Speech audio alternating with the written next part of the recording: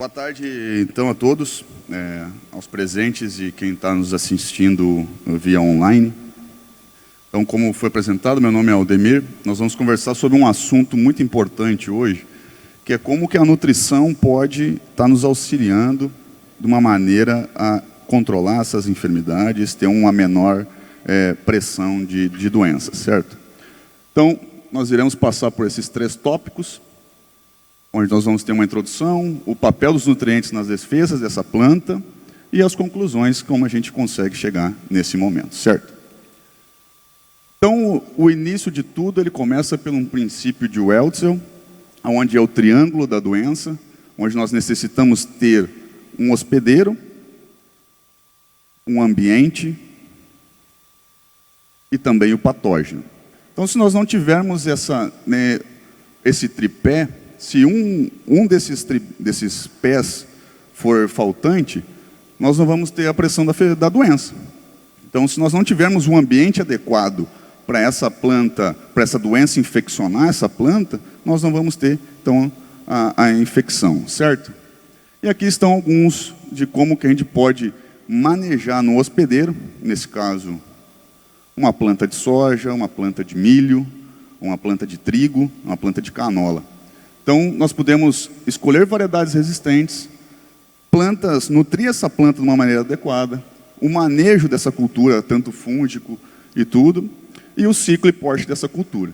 Já no ambiente, nós escolhemos um local adequado, de onde a gente vai inserir essa cultura, uma correção de solo bem adequada, a densidade de plantio, se ela vai ser irrigada ou não, se ela vai ser inundada ou não, no caso de arroz, e os patógenos, onde a gente tem materiais de propagação, erradicação de hospedeiros, não ter uma soja tiguera, uma soja guaxa. Então, isso também a gente ajuda a controlar essas doenças.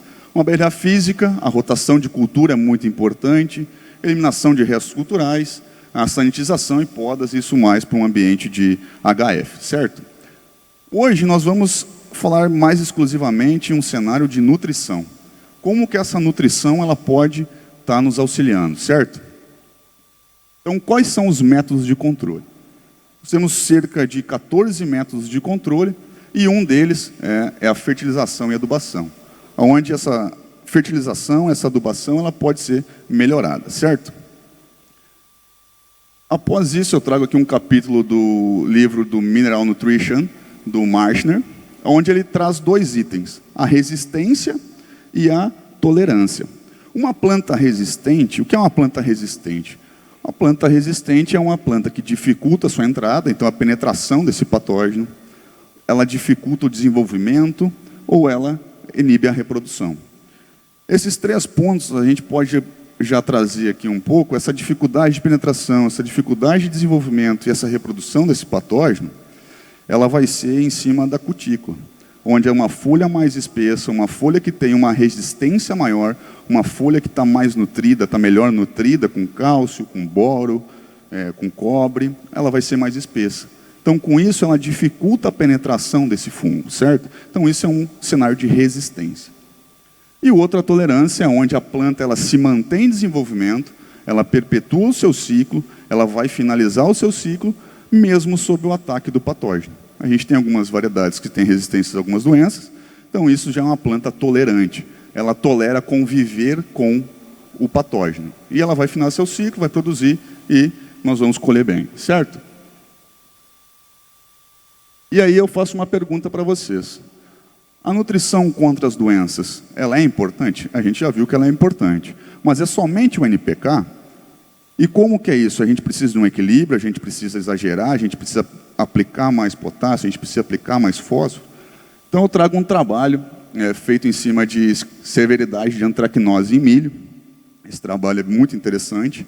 Nós temos esse gráfico, onde esse gráfico aqui, nós temos a dose 0, bem na ponta aqui embaixo, a maior dose de nitrogênio e a maior dose de potássio. Esse gráfico ele é um gráfico em calha. Então, o que isso quer dizer? Esse gráfico, quando nós aumentamos a dose, exageramos, fizemos uma adubação de nitrogênio e potássio de uma forma muito grande, ela aumentou a severidade. Vocês percebam que tem um eixo da área foliar lesionada, certo? Então, ali está a porcentagem de área foliar lesionada. Então, quando nós aumentamos demais essa dose, passamos do nível de extração, exportação dessa cultura, sobrecarregamos ela com nitrogênio e potássio, ocorre a maior severidade da doença. E ao mesmo passo que quando a gente não trabalha com fertilização, essa planta também aumentou-se o índice de área foliar lesionada por antracnose, certo? E percebam que o equilíbrio, onde a gente tem os pontos medianos de dose, foi onde a gente teve o melhor resultado, ou seja, a menor área de milho lesionado. Então, o equilíbrio entre nitrogênio e potássio é muito importante, certo? Aqui eu trago uma questão de severidade de múrcia difusária em tomateiro, onde o cálcio também é um elemento que nos ajuda e nos auxilia quanto à severidade de doença, certo? Onde nós temos a dose zero na primeira linha, a gente tem 100% de concentração, de 100% de infecção. E quando nós temos aumento da dose de cálcio, nós tivemos uma redução na infecção dessa doença. O que isso nos quer dizer? Que o cálcio ele é muito importante, mas porque ele também faz constituinte de parede celular, então ele dificulta a entrada e a infecção desse patógeno, certo? E aí não é só os macronutrientes, os micros também entram. Aqui eu trago um trabalho de 91 do Graham e do Webb, aonde eles estudaram o efeito da aplicação de cobre sobre a manifestação de oídio em trigo. E olha que interessante que é esse trabalho. Na linha vermelha não se teve a aplicação de cobre. E na linha azul nós tivemos uma aplicação de cobre após a infecção do oídio. Então, com a aplicação de cobre, auxiliado junto a fungicidas e aos tratamentos fitossanitários, nós tivemos um resultado muito importante na redução da manifestação desse oídio, certo? Então, vocês percebam que os micronutrientes, mesmo em uma dose muito pequena, ele também consegue ser efetivo contra as doenças. Então, sim, né, pessoal, a nutrição de nitrogênio, macronutrientes de fósforo, potássio, cálcio, magnésio e dos micros é muito importante para uma nutrição e uma sanidade de plantas bem maior. Correto? Mas quais são os mecanismos? Primeiro, a planta ela tem dois mecanismos de defesa, certo? Onde é um efeito direto e um efeito indireto sobre as manifestações. Esse efeito direto é quando nós fortalecemos essa planta, deixamos essa planta mais resistente, é um efeito direto. E o efeito indireto são todos os processos enzimáticos e metabólicos dessa planta que ela vai, então, trazer um efeito indireto, né? Então, nós temos esses dois efeitos em um primeiro momento, certo? Após isso, eu trago um trabalho feito pelo Zambolin, em 2014, onde ele fez uma pesquisa muito extensa sobre o sistema, que ele pegou 1.550 trabalhos de pesquisa, onde as doses dos nutrientes, elas nos ajudaram ou não. Então, ele constatou a seguinte hipótese, onde, em trabalhos onde eu aumento a dose de nitrogênio, eu aumento a severidade da doença. Ao passo que, quando eu aumento as doses de fósforo, potássio, cálcio, magnésio, os micronutrientes, eu reduzo essa questão das doenças. Então, diminuo a severidade das doenças. Em diversos trabalhos, em diversos ambientes. E aí a gente vai explicar um pouco mais à frente o papel de cada nutriente e o que eles estão fazendo dentro da planta, certo? Aqui, como eu falei anteriormente, a questão de equilíbrio de planta, equilíbrio de nutrição é muito importante. Eu trago aqui um outro trabalho, onde no ponto 0, no eixo abaixo aqui, nós temos do 0 ao 3, ao lado, meu lado aqui, à direita nós temos a quantidade de matéria seca, e aqui nós temos o índice de infecção, certo? Então vocês percebam, aonde eu tenho o ponto preto é a matéria seca. Quando nós trabalhamos com apenas água, isso é um sistema hidropônico de ensaio de pesquisa, nós trabalhamos somente com água. Essa planta teve um baixo índice de matéria seca, e isso nos constata que é uma área muito lesionada, como a infecção a gente demonstra para vocês. Essa infecção da doença foi muito alta, certo? Ao passo que quando nós aumentamos a solução básica, no ponto 1, nós aumentamos a massa seca e diminuímos a infecção. E aí, quando nós trabalhamos no ponto 3, em 3 vezes a dose, em 3 vezes a quantidade de nutrientes necessários para essa planta, nós tivemos um encontro das linhas. Olha que interessante. O exagero também, quando a gente coloca nutrientes demais nessa planta, também é maléfico. Então, nós temos também uma redução de matéria seca e um aumento da área infeccionada. E o quarto ponto é um trabalho feito pelo Yamada, onde ele tem a proteção de plantas pela nutrição balanceada. Então, ele chama a atenção ao primeiro ponto, que é difusão de assimilados de baixo peso molar. Mas o que são esses assimilados de baixo peso molar? São os açúcares e os aminoácidos. São componentes que a planta faz que os patógenos se utilizam disso para o seu desenvolvimento. Então, quanto mais nós andarmos com esses nutrientes, quanto mais movimentarmos esses nutrientes em folha, tirarmos ele da folha, desse ponto onde o fungo está infeccionando, nós vamos tirar a comida desse fungo, certo? Ou desse patógeno. O segundo é a permeabilidade da membrana plasmática. O que é isso? Então, nós deixamos essa permeabilidade menor, o fungo vai ter uma dificuldade em penetrar e não vai conseguir, então, fazer a infecção de uma maneira eficiente. E o terceiro é a interação entre o fungo e a célula epidérmica. Então, são os sistemas de defesa dessa planta. São as fitolexinas que vão ser geradas para o sistema de defesa, combater esse inimigo que é a doença, combater esse inimigo que é o patógeno, então ele vai conseguir retirar de dentro de si, certo? Mas como que a planta faz isso? Como que o nutriente ele vai ser tão específico nesse momento? E aqui nós vamos falar um pouco sobre esses nutrientes, e a gente vai passando a falar mais especificamente sobre o nitrogênio. O nitrogênio, então, aqui eu trago um outro trabalho, onde se constata, de uma forma muito explícita, que o nitrogênio, quando se é aumentado, ele aumenta, então, a infecção e a incidência da doença. Onde nós aumentamos em demasia a aplicação de nitrogênio, nós tivemos uma incidência muito maior da doença, certo? E aqui, de uma forma um pouco mais analítica e visual do processo que a planta faz. Então, ao momento que nós aumentamos em demasia o suprimento de nitrogênio dessa planta, essa planta, ela sai, então, ela gasta a sua energia para se metabolizar esse nitrogênio e transformar ele em nitrogênio orgânico. Se não me falha a memória, a grande maioria das plantas, elas são necessárias, o nitrogênio é o nutriente que a planta mais necessita. Então, o que ela faz quando a gente aumenta em demasia esse nitrogênio? Ela metaboliza todo esse nitrogênio. Só que quando ela metaboliza todo esse nitrogênio, ela esquece e para de fazer o metabolismo secundário, onde ela vai formar esses fenóis, vai formar, então, esses mecanismos de defesa.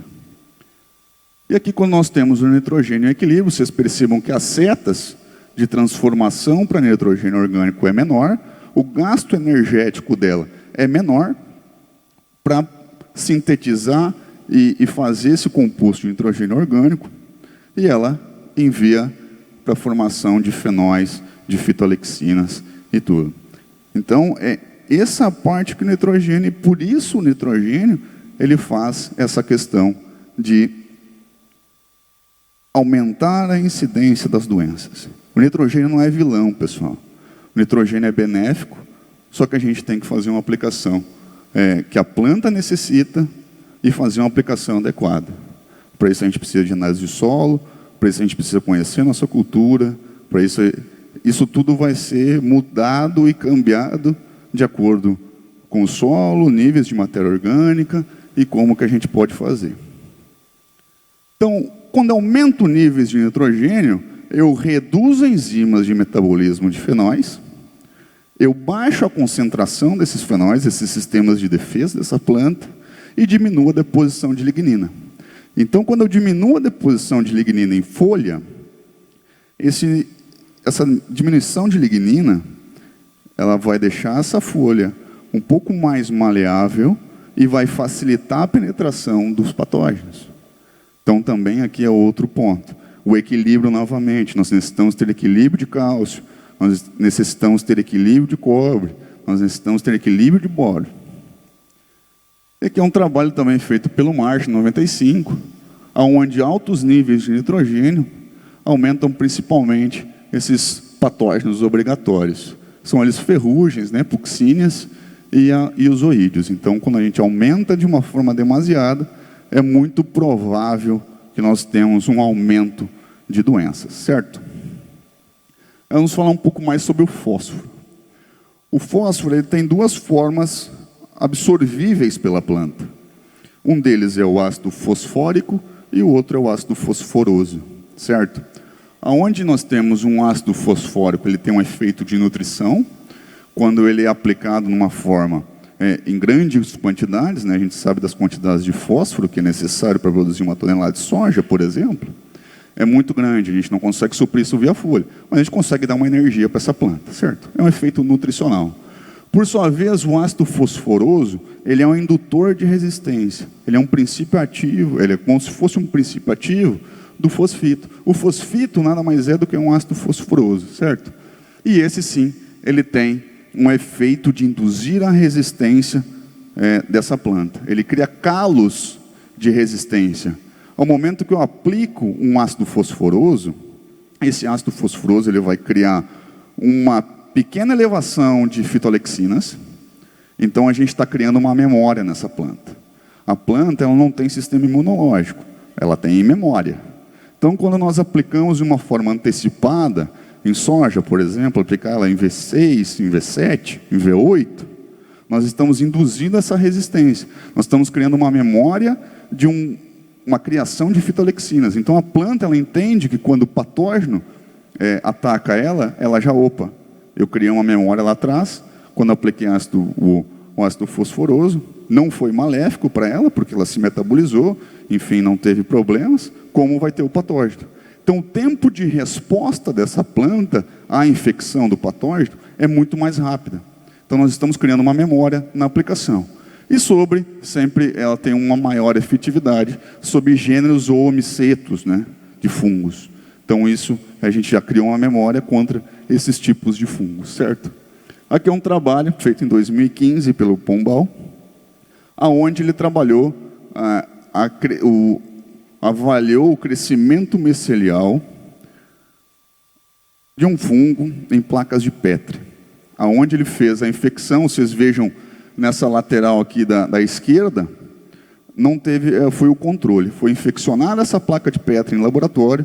Vocês percebam o crescimento, o aro que cresceu esse fungo, esse desenvolvimento. Quem cresce em cima de folha é o crescimento micelial, certo? E aí, da direita para a esquerda, novamente, nós tivemos diversas doses de controle, onde se avaliou que o efeito do fosfito de potássio, pessoal, teve uma redução no crescimento micelial desse fungo. Então, aqui a gente tem também uma outra opção do que o ácido fosforoso, o fosfito, faz, é um controle sobre míldios, sobre oídeos, onde a gente tem também essa questão. Sempre, pessoal, atrelado a um fungicida, nunca em uma versão sozinho, certo? A gente utiliza essa fórmula nutricional para se atrelar a um fungicida. Então a gente tem que fazer a união dos dois e a gente vai ter o maior sucesso, certo? E a primeira hipótese do ácido fosforoso, ele tem uma ação tóxica sobre o patógeno, certo? E assim, por quê? Esse fungo, ele também necessita de energia. Quando eu aplico um fosfato, no caso do ácido fosfórico, ele dá energia para esse fungo, certo? Então ele tem uma energia para se desenvolver e manter o seu crescimento. Quando nós aplicamos um fosfito, ele não tem efeito energético sobre isso. Como ele não tem efeito energético para a planta, ele não tem efeito energético também não fornece energia para esse fungo. Então, teoricamente, de uma forma muito simplista, nós estaríamos matando esse fungo de fome. Por isso que nós faríamos, por isso que ele tem uma ação muito grande. E a segunda hipótese é um efeito indireto, aonde o fosfito induz a ativação dessas enzimas. Como eu falei, são fitoalexinas, são flavonoides. Então, isso cria uma memória dentro dessa planta. Vocês pensem que é uma memória. Vem a produção de fitoalexinas, eu aplico o fosfito, ele tem um aumento e a vida dela segue. Quando é o ataque do patógeno acontece, a produção de fitoalexinas ela cresce muito rapidamente. E quando nós não temos essa aplicação desse fosfito no início da cultura, quando o patógeno ataca, ele tem um crescimento um pouco mais demorado, mas ele vai acontecer. E aqui é mais para exemplar o que é um exemplo de fitoalexinas. Então a soja tem a dela, a uva tem a dela, todas as plantas, cada uma tem um processo de fitoalexinas, certo? Aqui é uma foto de microscópio, em sorgo, onde tem a produção de fitoalexinas. Então vocês percebam que o apressório está na parte interna dessa foto aqui. E todas esses círculos vermelhos são a produção de fitoalexinas. São as fitoalexinas agindo sobre o apressório para fazer o seu controle, certo? E o papel do potássio?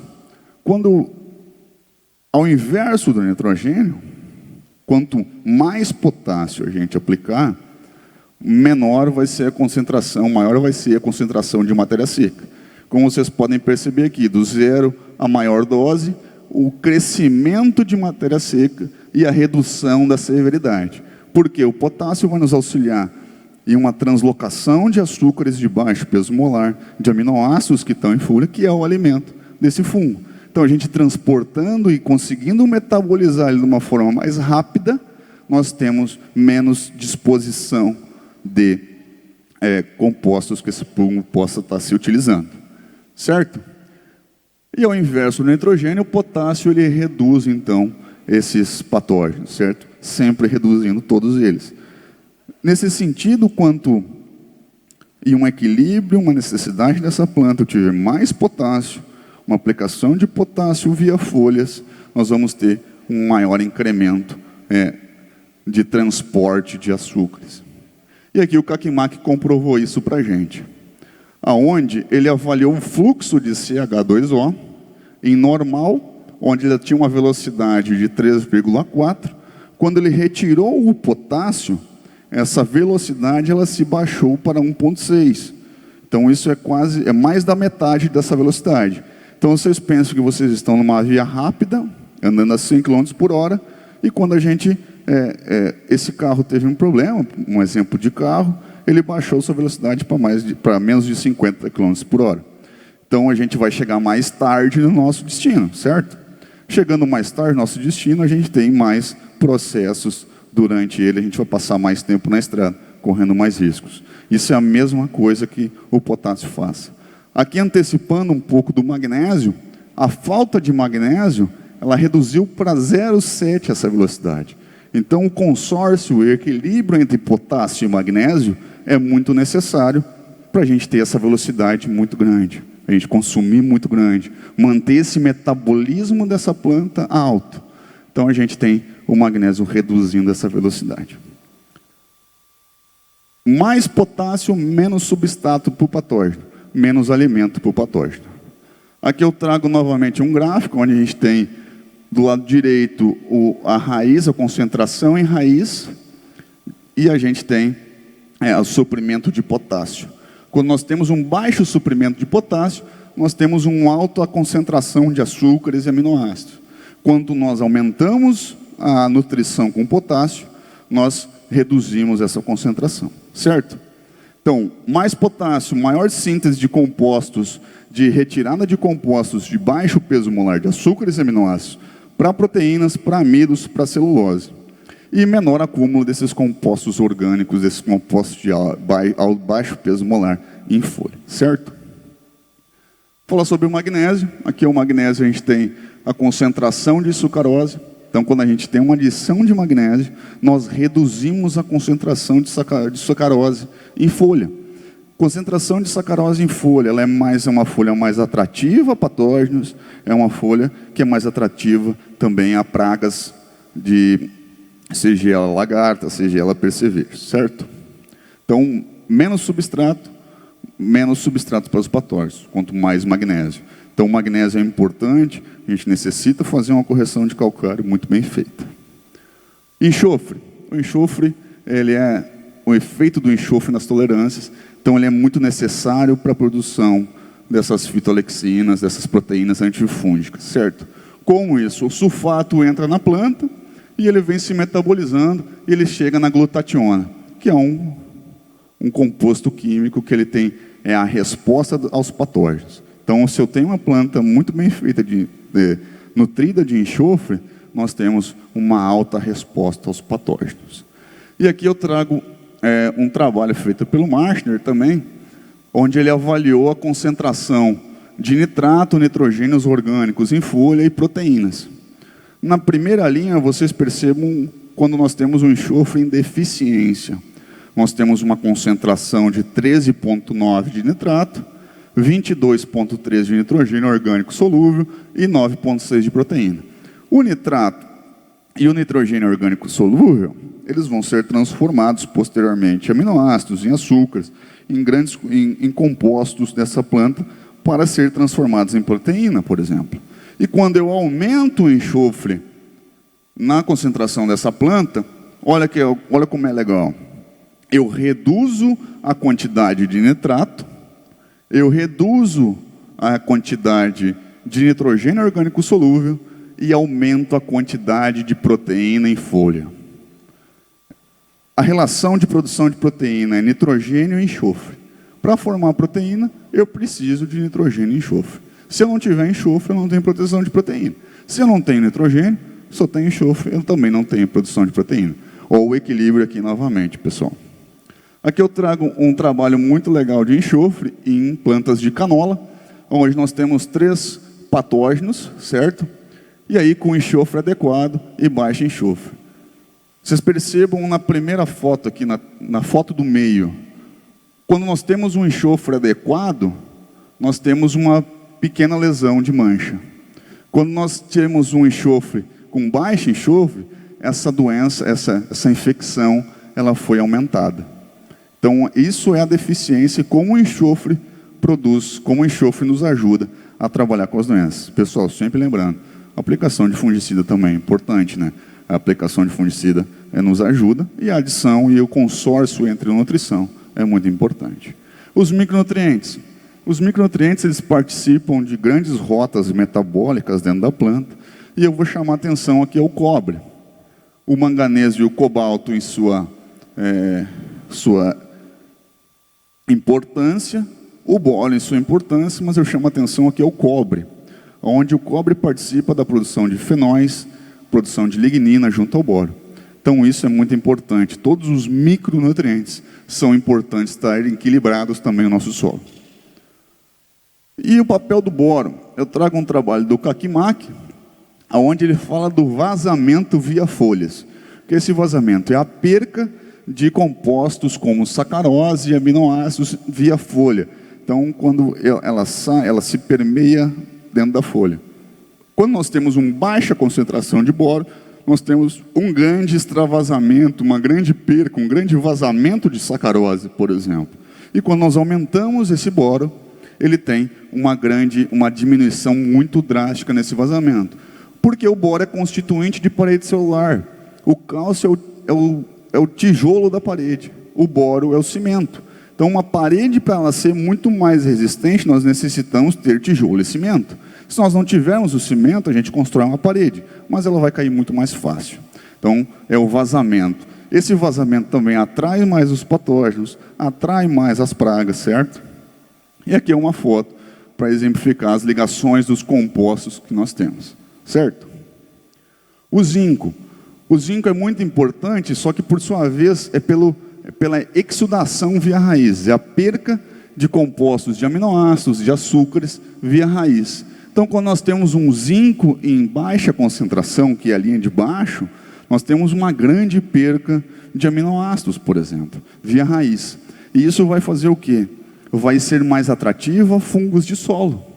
Se nós temos uma planta muito bem nutrida de zinco, ela vai ser uma planta que vai, provavelmente, a tendência é que ela seja uma planta menos atacada por fungos de solo.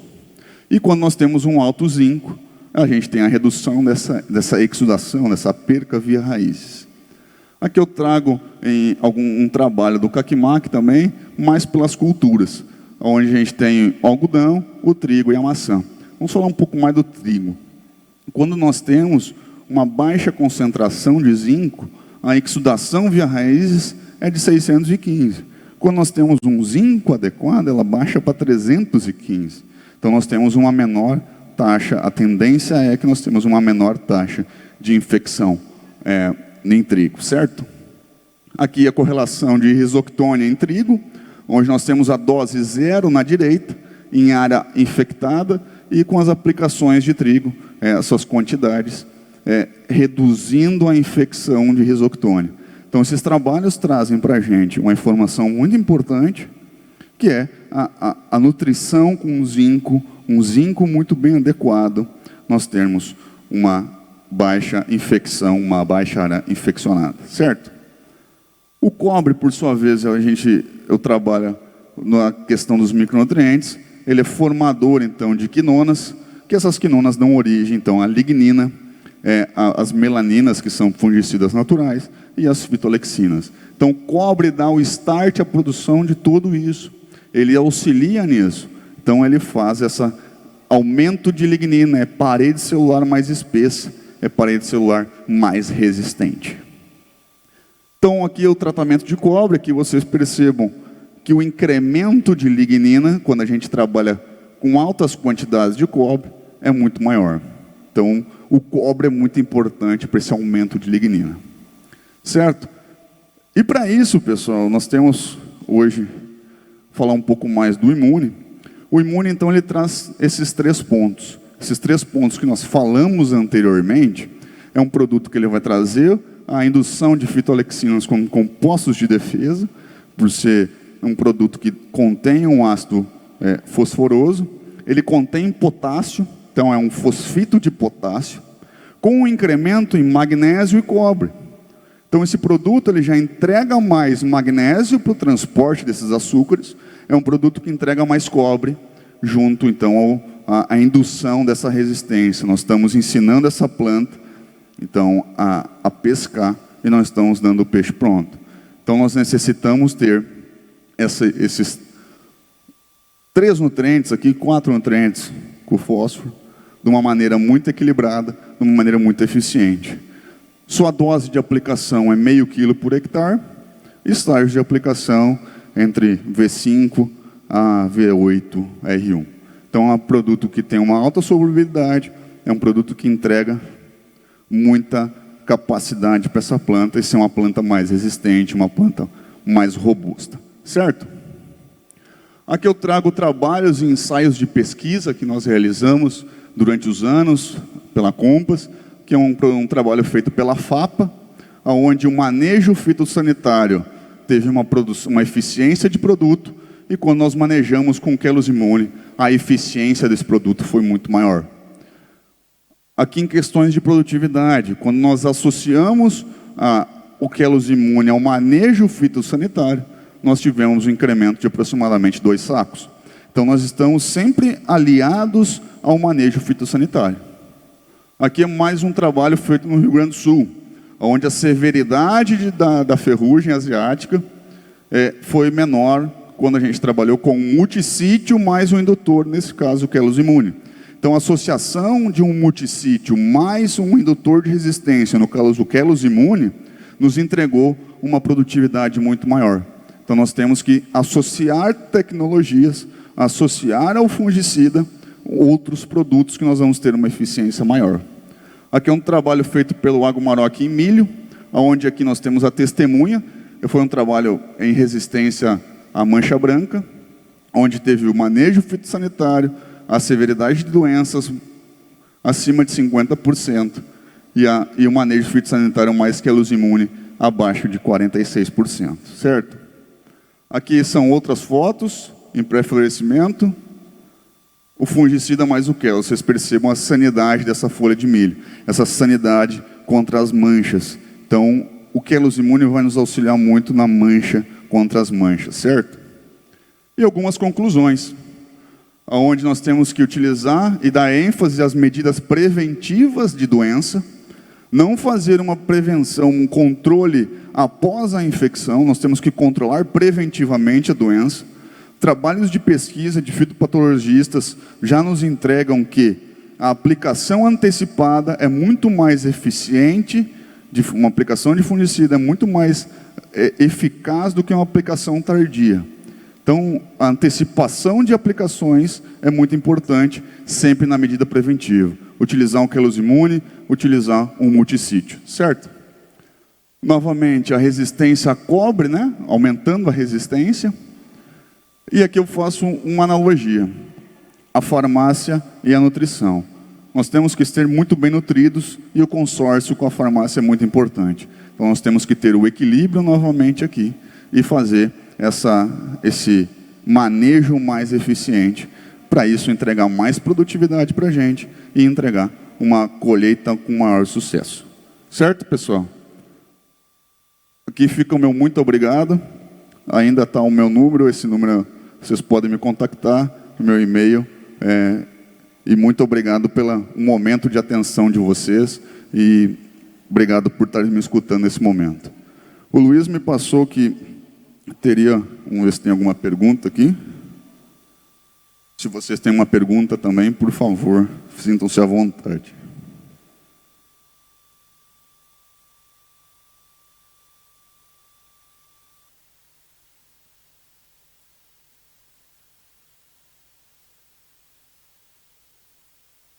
O momento de aplicação, excelente pergunta, Ricardo. O momento de aplicação é um momento entre V5 e V8 em soja. Em aplicações de milho, junto às aplicações de fungicida, seja ela em V4 e milho, seja ela em pré-pendoamento. A gente pode, em alguns momentos, estar associando a alguns outros produtos.